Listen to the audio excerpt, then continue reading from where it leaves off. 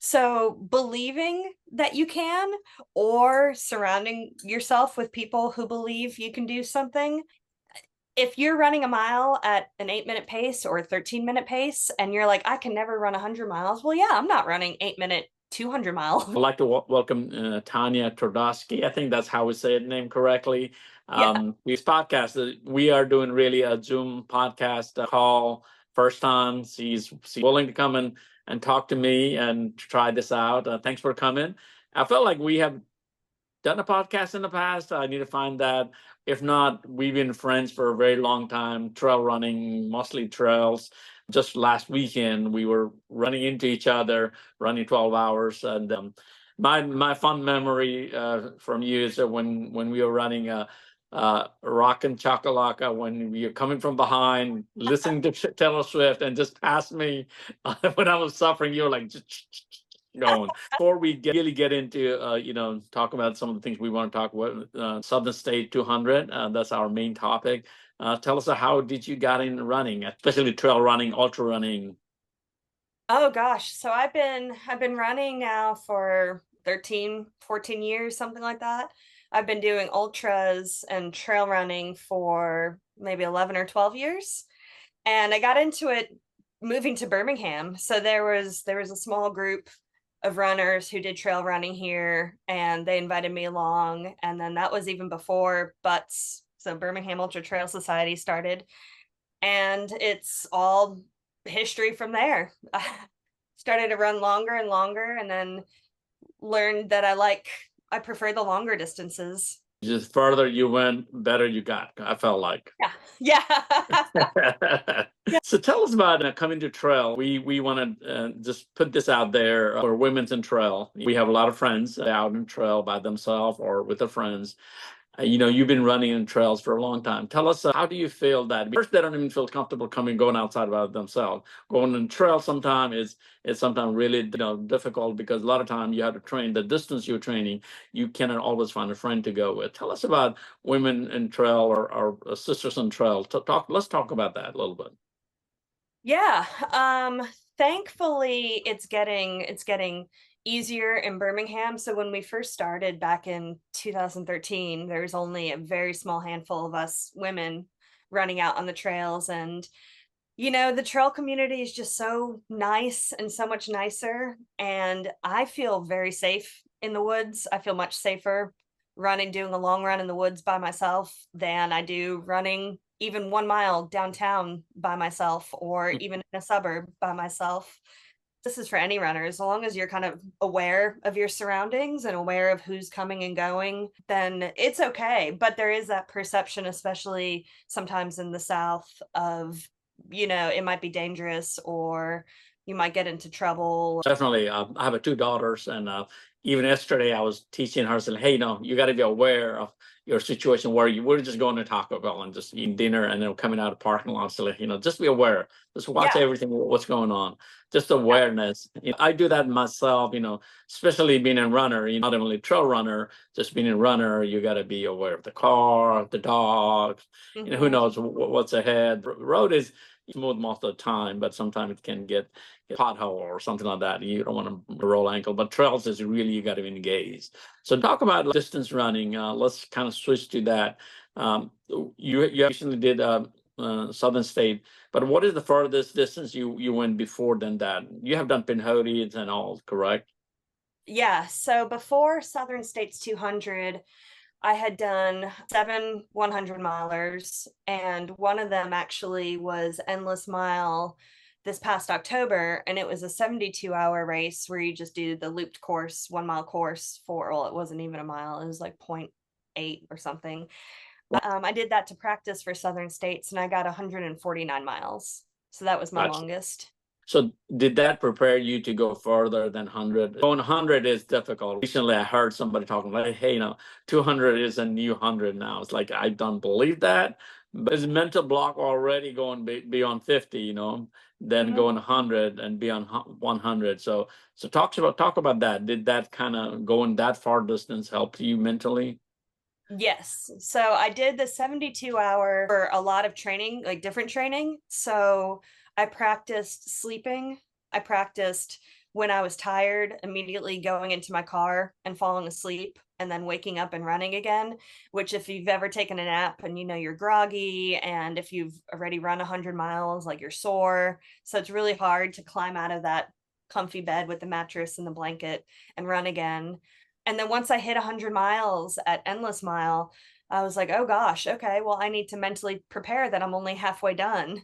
And obviously, I didn't do 200 miles there, but it was really hard to, put the buckle in the car. And up until then, 100 miles was always my longest distance. And it was so exciting. And then you run 100 miles and then you get to sit down and you're done. But here I hit 100 miles and I threw the buckle in the car and I was like, well, I got to keep going. That wasn't a big deal. But then that helped me at Southern States, because when I hit 100 miles in the middle of the night, I was like, okay, well, half of that's done. Now I still have half of that to go. But I had been there before mentally.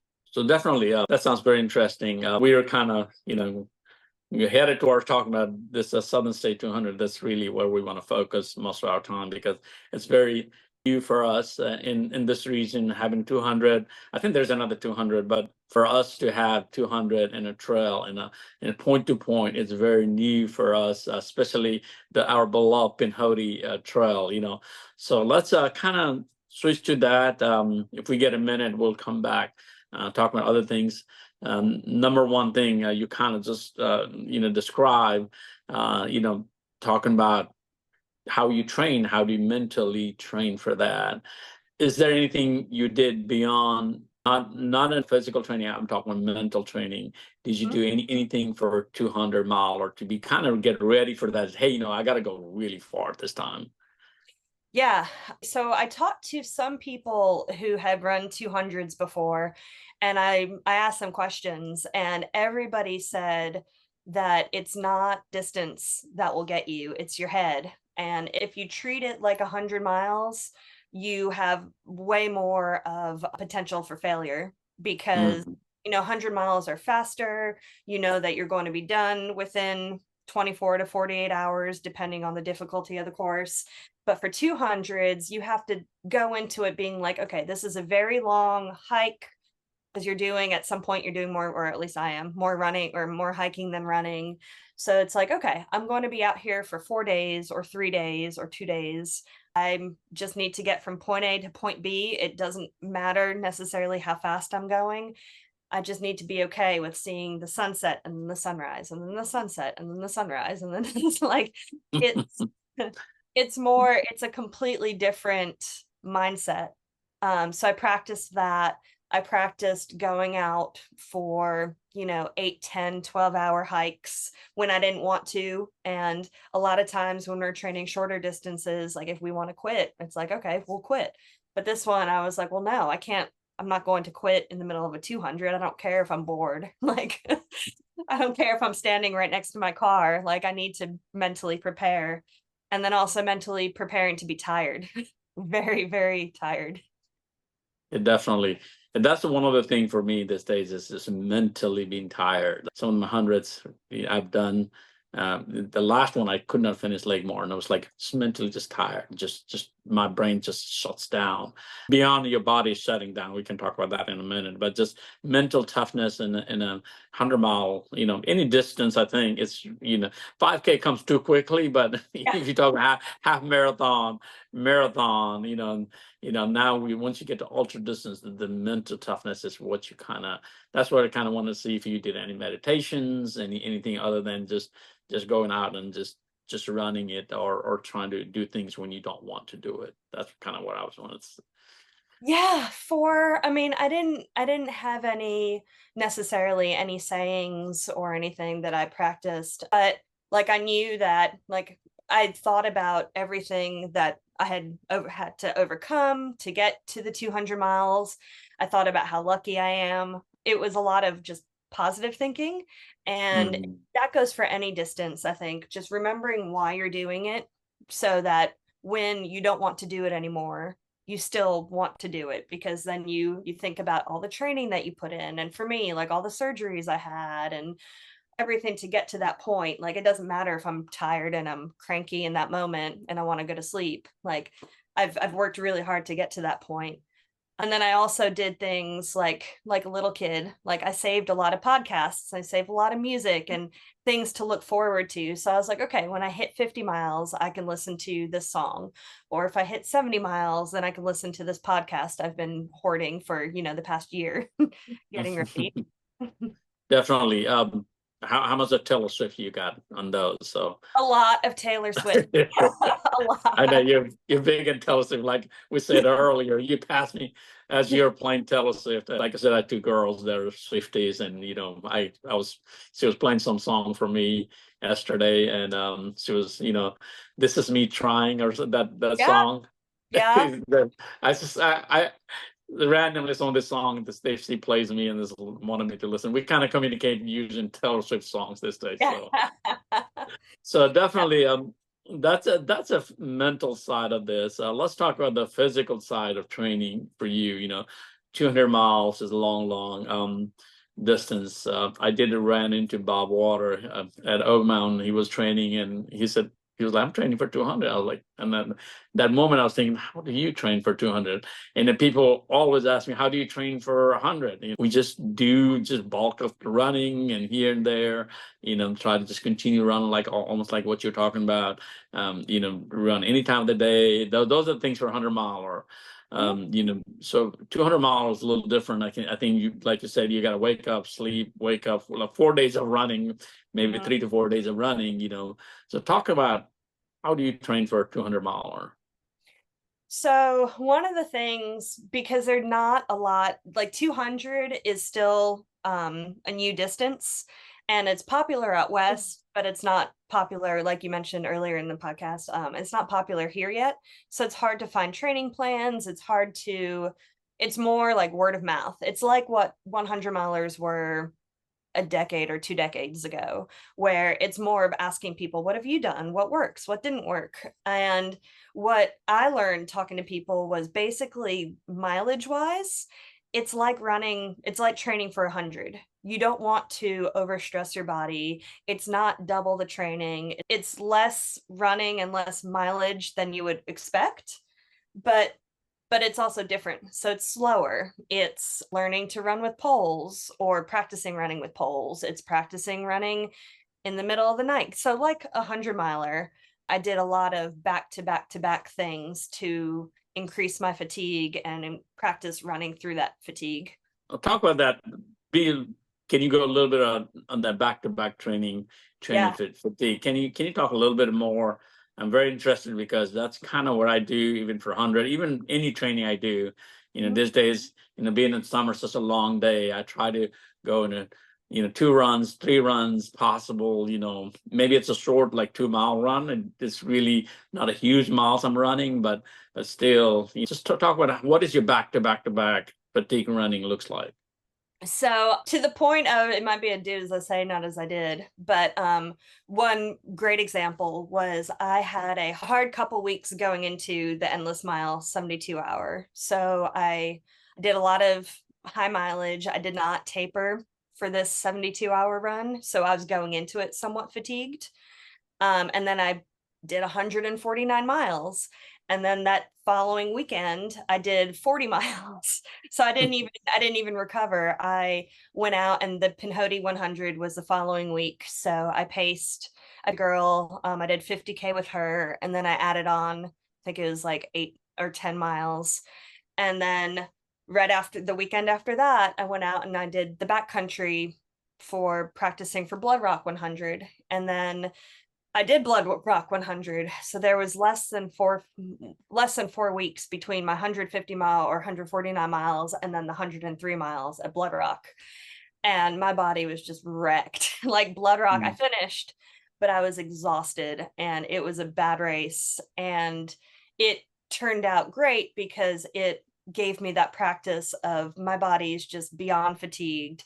I am barely moving forward at that point. I was hallucinating. I was really struggling, but I was able to finish the 100, and I was like, okay, so even if things go completely sideways for the 200, I know how to work through it. I practiced everything at Blood Rock and everything leading up to blood rock at that point. So I know how to work through it. And I know that mentally and physically, I can just keep moving.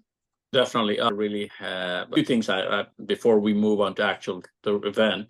One of the things I wanted to know is your nutrition. Nutrition is a big part of running any distance, even 5K. For 200, you got to have to prepare for those nutrition. Tell us about how did you prepare? What kind of nutrition did you prepare? Or you just ate random food and you just had a pizza and a beer and then run and then you eat something else? Tell us about that.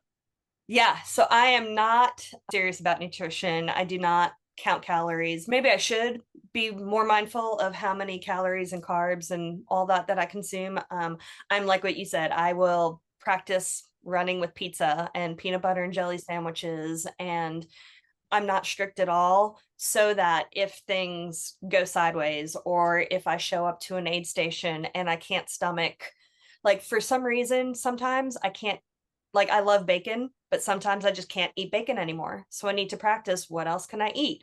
At Southern States, all of a sudden I didn't want eggs and pancakes, which a lot of the aid stations had early in the morning.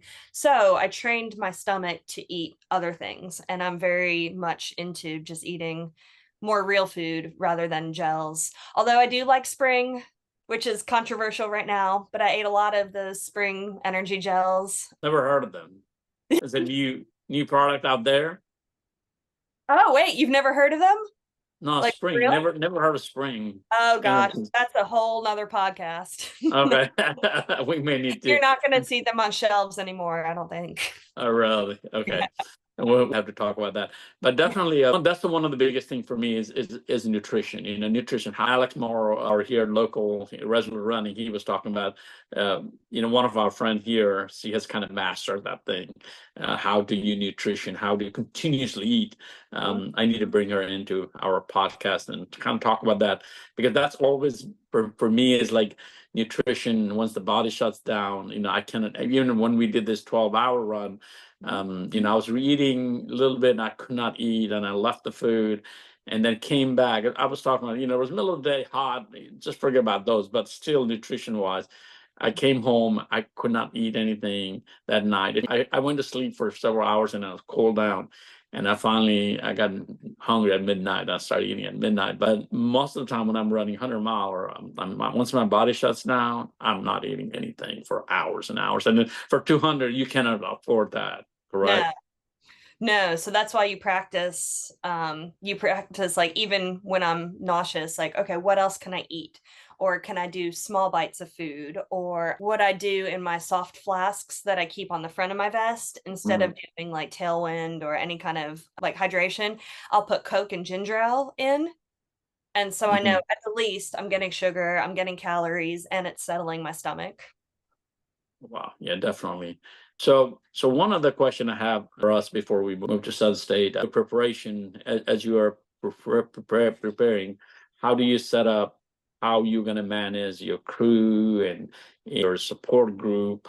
How does that work? Because in 100-miler, lately, a lot of us going without a crew and support, and 200 miles, such a long distance, I felt like you definitely need those.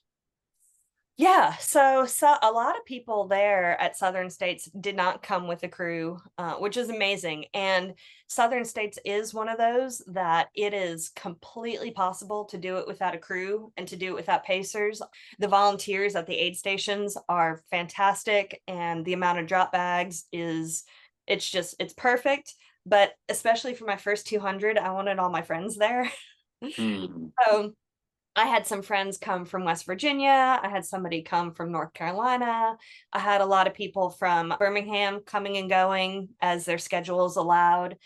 And I kind of set everybody up ahead of time, based on their schedules and based on like if they preferred being in the middle of the night versus during the day. And then I took pictures and talked them through all of my supplies, so that as people were coming and going, then okay, all of my cold weather clothes are in this bag, and all of my shorts and tank tops are in this bag, and all of my hydration is in my blue bag. So everyone knew ahead of time like where everything was.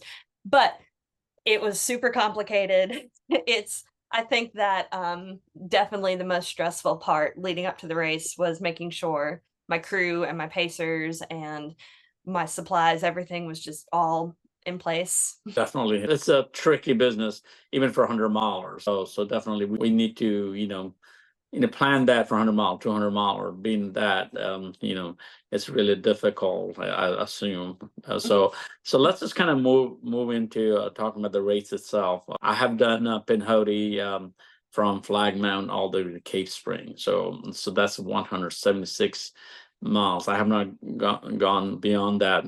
We kind of crossed Georgia, and then we were in Georgia, and we have stopped for the last couple of years. I need to start back up. For 200, you came backward Yeah. from Dalton and so on. Talk about the trail. What's the trail like? A lot of people not aware of Pinhoti Trail system. We do actually have, those of you listening and want to know about Pinhoti, but there's a big support group, Pinhoti support group out there as well. Let's talk about the trail itself. Yeah. So my favorite thing to do, because I love running all over the country and I love racing all over the country, is I love how the Pinhoti, people don't think of the South as being difficult. They think it's pretty flat. They think that us, like as trail runners, are, oh, we're not that great. Like, because we don't have mountains, we don't have a lot of elevation gain, we don't have altitude. And then time and time and time again, I see it in every single race, whether it's Southern States or the Pinhoti 100 or even Chakalaka, like people get their asses kicked because the Pinhoti is not easy. You have to deal with nothing. If you look at the elevation profile for all 200 miles, the only flat part is like a small stretch where we're on an old rail trail. Everything is either straight up, straight down. So you never have a reprieve from climbing or descending. It is rocky. It has a lot of roots.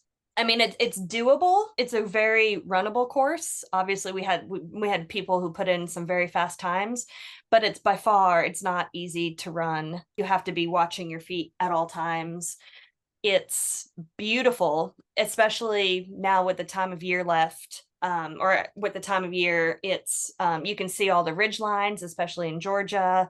We had some good water crossings, nothing too hairy, but it's gorgeous, but it's not, for those of you who aren't familiar with the Pinhoti Trail, it's not easy. Yeah, definitely. A lot of people underestimate, the hills and mountains of Alabama. Even coming to Blood Rock, people, because it's only 600 feet here, but David Toss makes it, Mount Everest out of that. Pinhoti, like I said, I have run across. There's some runnable, beautiful, forgiving trails, but that kind of the areas are more 40 miles out towards the finish. But if the single track trail. So to train in those kind of terrains, people, even if you're not from here or you're from here, how do you train on those terrains, and what kind of things do you think people should be prepared from your experience? Helps if you, like, say you're coming, I like to pick on Colorado, for example. So you could, like, it'll help you to climb that 3,000-foot peak, but I think it might be more beneficial for you and for your muscles to find that small hill and do maybe repeats and practice just going up and down and up and down. And again, I think our biggest sustained climb is the final 4 miles or 3 miles, I can't even remember, of Southern States, where it's a big climb. Like if you look at the elevation profile, it's like it's up to the top of Bald Rock in Cheaha State Park. But other than that, it looks like cardiac needles, where it's just up and up and down. So practicing the climbing and then the descending, because you don't want your quads to shred. It's not going to help you if 50 miles into the race your legs are tired from just the constant changing. Definitely, that's a big part, just knowing your terrains, or at least be preparing for terrains. So let's just talk about the starting. Was the midday start, correct? When Yeah, you start, it's like kind of it's in springtime in Alabama or Georgia in this case. So did you get any bad weather? Any of the weather? What's the weather temperature like? No, we were so fortunate. We did not get any rain. We did not get hail. We did not get tornadoes. If were you at Lake Martin last year with the Yeah. tornado? Yeah. Yes. So we were prepared for everything. And David makes sure you have a mandatory gear check. So he gives you a mandatory gear list that you have to have on you at all times, and they check it. They check it before you can pick up your bib at the start of the race, and they can check it at aid stations as well. So you have to carry a rain jacket. You have to carry a warm jacket just in case, because weather in the South in the spring can be anything from, I think it hit high 80s. I don't know if it hit 90, but my third day or my second day, when I was running through some controlled burn areas and there were no leaves because all the trees were Mm. burnt, it got very hot. And because it was hot and because it was early on in the season, all the water crossings, you have to carry a filter with you. And that was the only section where me and a lot of runners ran out of water, and all of the creek crossings were dry. And so thankfully, because the Pinhoti Trail is a long trail, there were some water caches, but those were dry. So there was one point where we were on the course and there's no water. It was very hot. Two other runners were really struggling. Um, he actually had one of his crew running the course backwards to try to bring us water. And we found half a bottle of, like, so it was maybe 6 or 7 ounces, and we split it between 3 people because we Wow. were like, we just need something, to get us a little bit further. And then some people came down with some water to make sure that he was okay. Hydration is a big part of anything we do, even in marathon or half marathon, but even 5K, I guess, for this far distance, carrying your own filter and being ready for those hydrations really important, especially in our spring weather. We in Alabama, we don't get like a snow or the high mountain snows and stuff like that, but definitely we do have, like you said, tornadoes and so have you. We have so much thing can happen, along that time. And I think next year's is going to be even earlier spring. Yeah. So David has put it out already, but for this year, April is still kind of iffy situation where it could be really hot or it could be cold as well. So as you went along on the trail, what are the spots that you liked or did not? Let's talk about what you liked first, or let's talk about what you did not like, so we can talk about like first. So that way we forget about what we didn't like. What are the sections and I know there's some road sections you got to run through. I have run a little, like I said, I have learned a little part of this whole Pinhoti all the way to Cave Spring. So let's talk about what you did not like about that. Those Any other area that you ran? Yeah, so the trail itself, I went into it again, going back to talking about mental training. I went into it just so excited about everything, and I was like, oh my gosh, this is going to be so much fun. And there was nothing I really hated. There was one section that ended up being more dangerous than any of us realized, and it was a long road section, which David is working very hard, and I think he's working on permission to get to do some private land crossings. We did a long road walk. It was going into Cave Spring. It was exposed, so it was really hot. There's like no shoulder. So when there was a shoulder, it was maybe 12 inches. When there wasn't a shoulder, cars were going 90 miles an hour. And those cars out there are not expecting to see runners on the road. And as a runner, you're about to hit 100 miles, so you're not really spry at that point. It's hard to jump out of the way, but there were a couple times where we had to jump out of the way for cars, and that was definitely my least favorite section. It was very stressful and scary, but for 2025 it's being changed. So just a listener to mind you about that section is that is actually a part of Pinhoti. Like I Mhm. said, I'm not. I've run a little section coming to Cave Spring. It's still like almost what you're talking about, but we haven't done beyond. But I've heard about that section being, one of the least favorite section, other than the earlier part of Pinhoti. When you don't even go that far for this. We in Alabama side earlier, like section 2 has very similar thing, but Mhm. not as busy. I think definitely it is part of Pinhoti Trail. It is something we all talk about. It's not that David just added. Hopefully, as trail becomes famous, as we get some attention, maybe there's somebody will give us land or somebody, and I think that's what's happening here in the south and it's close to Flag Mountain. And there's some cut out sections, so we'll have the lesser roads. I think that's what we're trying to do. So let's talk about your favorite part, since we got out of that Yeah. least favorite. Um, Golly. So I thought it was really cool because I'd never been on the section from Georgia into Alabama climbing, crossing the state line. Mhm. I thought that was really cool. It was fun. I hit that with my pacer in the middle of the night, and there's like a nice, huge, big wooden sign with the Alabama flag and the Georgia flag. So that was fun. One of the other sections that I thought was just so weird, and we all experienced this, and this is another reason why the race changed dates for next year, is when you're on Flag Mountain in Georgia. So once you cross over from Georgia into Alabama and you hit this mountaintop, and then you get onto some private property, and it's an easement for the Pinhoti Trail. So it is part of the Pinhoti, but that weekend happened to be a giant dirt bike or dirt something rally, and so people came from all over the country to be on this one patch of land that also happened to be on the Pinhoti Trail, that also happened to be on the race course.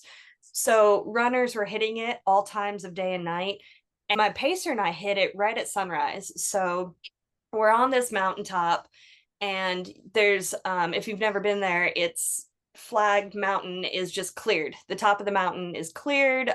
You can see in every direction. There's a giant flag, like a giant flag. So the sun is, it's dawn. The sun is not rising yet. And I hear this flapping, like this weird sound. And now I know is a flag flapping in the wind. I was like, that's odd. And then we see all these neon lights. And I was like, oh, it's a surprise aid station. And my pacer's like, no, we're still miles from the aid station. And I was like, no, no, no, look, like there are all these lights and there's music and there's a sound. It must be a generator. And we come out of the woods, and it's just all these, it looked like Mad Max, like all these dirt bikes in neon of guys who had not slept, lined up in their like dune buggy neon things, waiting to see the sunrise. And then here are these two small women who pop out of the woods, and we all scare each other because they're like, what are you doing? And we're like, what are you doing? And it was so surreal. And it was it was not a hallucination, but it was super cool because where else, I mean, how lucky are we? How weird is it to come out of the woods? The sun is rising in every direction. We're standing on top of a mountain, just having crossed a state line, and there's all these neon dune buggy things from all over the country. Like, Yeah. that's cool. It's So memorable. definitely, we did go through that area when we were doing the Pinhoti. It's a part of Pinhoti section. I forget what section that is, but definitely, it was just a random weekend. I don't know if it was fall or spring, but nothing like I think you're talking about. But even in that weekend, there was a lot of dirt, but whatever what do you call it? Dirt by ATV, Oh, I think ATV. Yeah. that's what they call. And they were just like all over. They were just like going down the mountain. They have their own roads. They're chasing each other. It's just fun thing. And like I remember that big flag as well, going through them. I have some videos coming from there. But two things I want to before we move in from this section is when we went there, we were crossing Georgia, Alabama. We were in the middle of the day, so we were just jumping like at Georgia, Alabama, Georgia, Alabama. We were Yeah. just having so much fun at that fly. Yeah, for you coming going up. For us, it Yeah. was coming down. It was right there, and this is a really great feeling because I've been living in Alabama for a long time, and then I've been crossing Georgia state line and driving all this time, and just walking, running through that. It just kind of it's very interesting, so definitely. So back to talking about the ATV park. It's a private property. There'll be people all the time. One of the things that are coming there, you only at least it helps you to realize you're still alive, because that noise all Yeah. day long, by the way. So Yeah. so coming out of there, so let's keep going about aid station. We talked about that a little bit. Are you done talking about that, some of the favorite parts, or is there more that you want to talk? I mean, of course, the finishing at Cheaha is fantastic, but is there anything you want to add? No, I mean, I think all of it was great. And then maybe your next question, I know one of my favorite parts were the aid stations. Yeah, that's where I'm trying to head to. Let's talk about aid stations. Tell us about, 100 miler, we have 18, and the Pinhoti 100 has 18 aid station. 200, how does the aid station work? How much food do you mentioned a little bit about carrying stuff. How much food do you have to carry to go from aid station to aid station? What is how far it was apart, and so on? Let's talk about that a little bit. Yeah. So even though a lot of the Southern States course is on the first 40 miles of the Pinhoti course, I think we still only had 17 or 18 aid stations, which means the aid stations are spaced much further apart. So I think the shortest distance maybe was like 8 miles. The longest unmanned aid station gap maybe was close to 20 miles, with a water drop in between, like an unmanned aid station. So you have to carry a lot more water. You have to carry a lot more calories. That's something else that they check at the start. Like you have you have to have a certain amount of ounces of water fluids. You have to have a certain amount of calories on you. And there were some times where I was like, "Ooh, I have to conserve calories because it's going to be hours until I hit the next aid station." Got you. So, what kind of food did you have in a station? Was it real food, or like in some A station food, or Yeah. how was it? I heard about they're supposed to have real food all the way across. So let's talk about that. The food was so good. So I love that's why I don't like eating necessarily gels and hydration powders and things like that, because I just love food, and it makes me excited to get to each aid station and see what they're going to have. So the volunteers, the aid stations were phenomenal. Like some of the aid stations, one of them had walking tacos. So they gave you, like, you can just leave with a little Frito bag full of meat and guacamole and sour cream and salsa. They also had burritos. Another aid station was doing like Waffle House style um, mashed potatoes, like loaded and scattered and smothered and things like that. And they were putting the mashed potatoes in a cup for you to go. Another aid station had pizza. Another aid station had like fries, like loaded fries. So they were making fries and then putting cheese and bacon. All the aid stations had vegan and vegetarian options. I mean, the food was so good. And then what I did on just a complete whim was the night before the race, I grabbed those mac and cheese cups from where you just add hot water.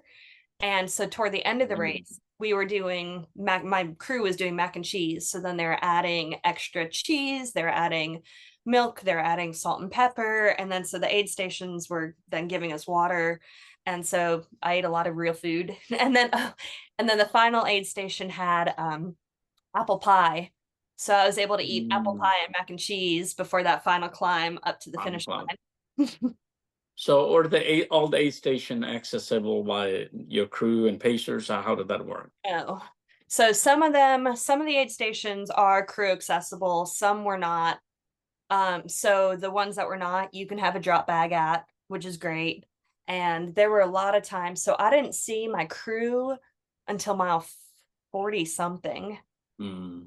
So definitely that's a kind of interesting for you to, when you have when you don't see a crew mile 40, and Yeah. it's Pinhoti is almost like that too whenever we run Pinhoti on 100. But Yeah. what about through the nights, whenever, what is the longest distance a pacer had to go for you? You have pacer too, correct? Yeah. Yeah. So you So, can pick up a pacer at mile 70, which okay. again, if you're used to running 100 miles, normally you can pick up a pace around mile 50.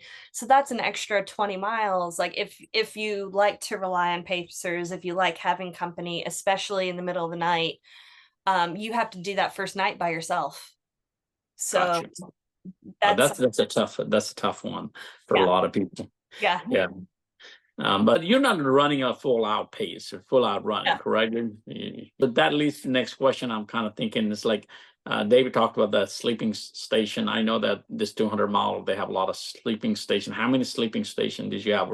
Did you have like full out sleeping? So I think he had 3 or 4 sleep stations set up, official ones, which just means he sets up a tent with walls and there are cots inside and sleeping bags and heaters for the night. Those are the official ones. And then Mm, there was one unofficial one that a lot of us, it was, I don't even remember what mile it was at, but a lot of us were hitting it in the middle of the night, and it was after a long forever Jeep road, and they said we were all coming into it just ready to pass out. And so what they did was they grabbed some jackets and sleeping bags and made a fire, and myself included, like they were just letting runners lie down there, and they're covering us up and setting timers for us. got you. Do you know anybody who was carrying a sleeping bag or anything like that? Or Yeah, I did. okay, I didn't use it, but so you have to carry an emergency blanket. And if you know, an emergency blanket folds down to like a little pocket mhm. square. Or you can carry a little bivy sack, and a little bivy sack is literally the same size. It's a little cylinder, and then it comes out into a sleeping bag. So I did not sleep between aid stations, but had I needed to, I can crawl rather than having the blanket. I can just crawl inside, and I thought it was perfect. Got you. So did you sleep along the way? What's your sleep break look like for you for this 200-mile? I think I ended up sleeping maybe a total of 5 hours. Mm, I talked to a lot of people beforehand who had run 200 miles. And the biggest tip everybody had, David will tell you the same thing, is you cannot catch up on sleep. If you get into a sleep deficit, your body will shut down and there's nothing you can do to overcome it. So the biggest thing that you should focus on is trying to sleep early and often. So I practiced that at Endless Mile. The first night, we were only at mile 40. You know, if we're training these long distances, we shouldn't have to sleep after 40 miles the first night. But I was tired and I was like, you know what? I'm going to listen to advice, and I'm going to crawl into my car and sleep for 45 minutes. And I did that, and I woke up and they were like, my crew told me I was last. I was in last place or second to last place. And they're like, I don't know if you know, like, if this is what you wanted, but you should keep going now. And I was like, oh shoot. And I started to question my training, and I started to question my plan, because I was like, well, I don't want to be the last one now on the course or the second to last one on the course, because I slept when all the runners kept running. But I trusted my training. I trusted what everyone said. And I was able to run and keep moving when a lot of other people had to sleep because they had to try to catch up. got you. Yeah, one of the thing I said, I'm built to run 200 because I haven't tried, so I don't know. But one of the reason is what I have tried in Lake Martin. Like I go sleep, wake up, run. Yeah. An hour of sleep gives me 2 hours of running or something, or 20 minutes of sleep gives me 2 hours of running. Hour will give me 4 or 5 hours of running, Oh, yeah. continuously, and then I can go back to sleep. And I've done that in Lake Martin a lot. Just to my body, as I got older, my body just can't go. That's why 200 miles become difficult because of that reason. I feel like maybe on that scenario, I'm not talking about physically, but that scenario, sleeping, waking, keep going. I Yeah. felt like I should be able to do 200s, but I'm not there yet to do 200. But definitely, what is the hardest part for you on this 200-mile? I think sleep deprivation was not looks like. Maybe it is. So to talk about that, what is the hardest part? I was okay on sleep, thankfully, because I had trained and practiced. So sleep deprivation, I never hallucinated. I never had issues with that.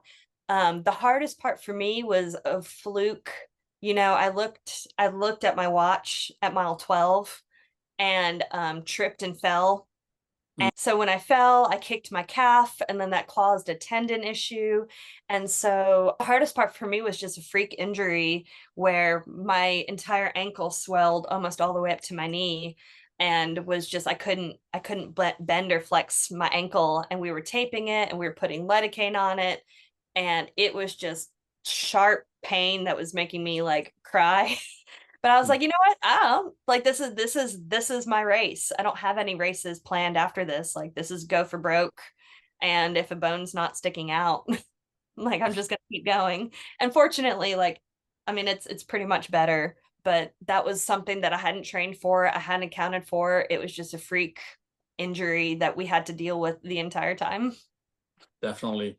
I kind of relate what you have went through, but talking about trail running, and even last weekend, I was just running just fine. I was having such a great time. Next thing I know, I hit something and boom, I was on the floor. So one of the things I started doing lately, whenever I hit the floor, I just sit there for a while, at least like just my body, not just try to get up. So it's just Yeah. like, okay, I fall down, check, make sure everything's okay, and I slowly get up because sometimes you have to be careful. I think there's a podcast needs to be for that whole falling down on the trail, but Yeah. definitely, like in the past when I fall down, when I'm running, fall down, get up, I used to just very slow, and sometimes worried and scared because now I'm gonna fall again.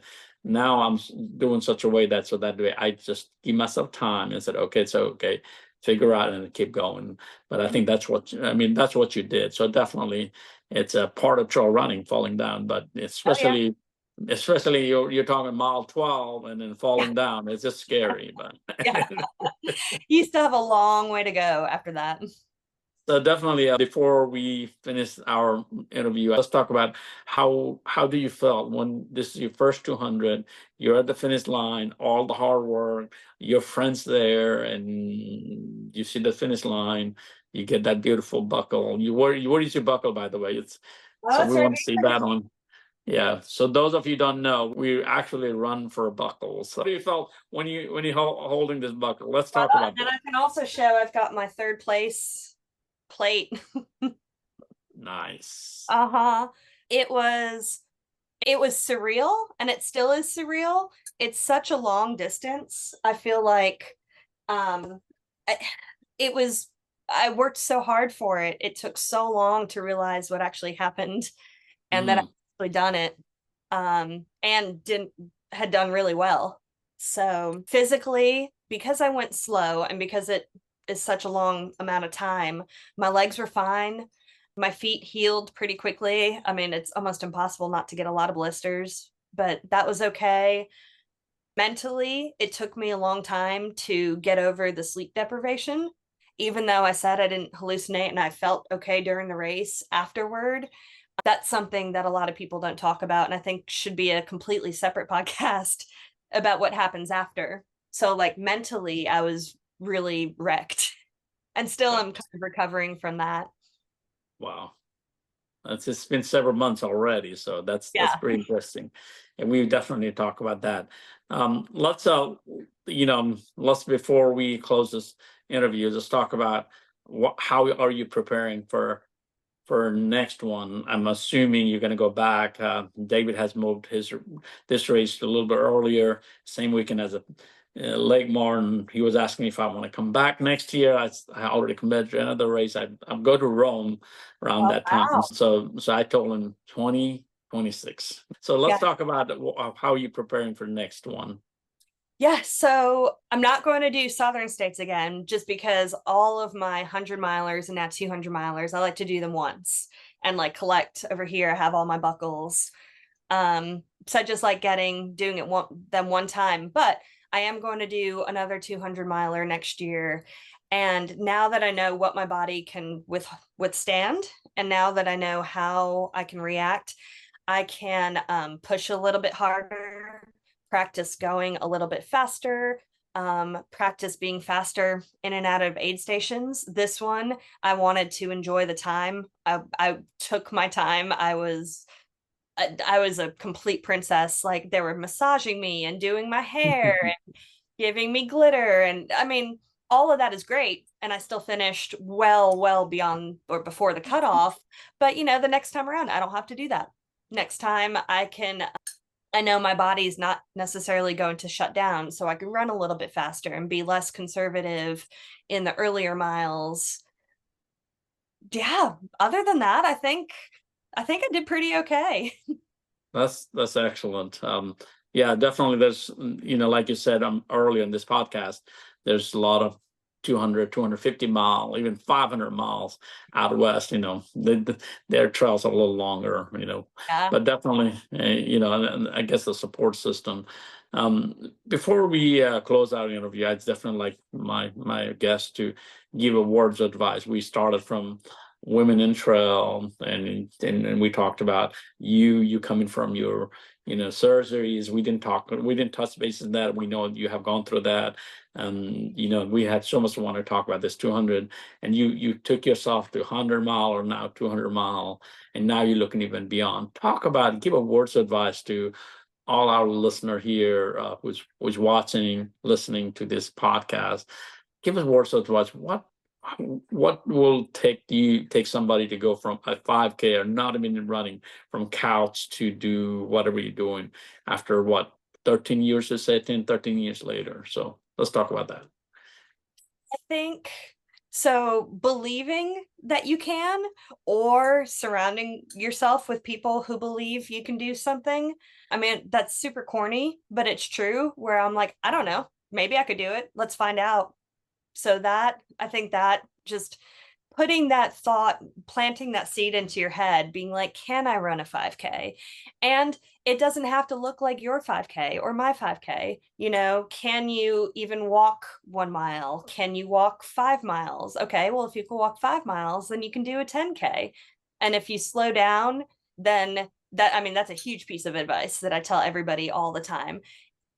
If you're running a mile at an 8-minute pace or a 13-minute pace, and you're like, I can never run 100 miles. Well, yeah, I'm not running 8-minute 200-mile races. I'm doing 20-minute 200 milers, or 100. Like, for Pinhoti, you need to average, what is it, like a 17-minute pace to do a 24-hour 100 miler. It's like a 14 something minute pace. So that puts it all into perspective. We are not running fast. You just need to practice moving forward. Definitely. Such a great words of advice, not only for ultra distance runners, just for any runners out there. So that's great. Thanks for joining. This is my first face-to-face and a Zoom call, and we had some technical difficulty. I'm really looking forward to reviewing, editing it, and putting out there for all of us to watch, including myself and everybody's. Thanks for coming and joining, and we'll catch up. Yes, thank you.